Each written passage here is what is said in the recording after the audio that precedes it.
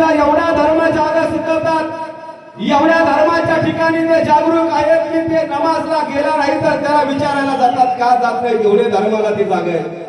आम्ही आमच्या धर्माच्या ठिकाणी झोपलोय, आम्हाला आमचा धर्म समजत नाहीये. ज्या मातीमध्ये आम्हाला छत्रपतीच्या नंतर जन्म भेटला, खरोखर आम्ही भाग्यवान आहे. जर कदाचित शिवाजी महाराजांच्या अगोदर गणेश महाराज झाले असते तर त्यांना शिवाजी महाराज कळाले नसते. जर छत्रपती संभाजी महाराजांच्या नंतर गणेश महाराज झाले असते तर संभाजी महाराज मला कळाले नसते. मी स्वतःला भाग्यवान समजतोय की या युग पुरुषांच्या नंतर आम्हाला जन्म मिळाला आहे आणि या युग पुरुषांचं आम्हाला देखणं स्वप्न आम्हाला पाहण्यासाठी मिळालंय.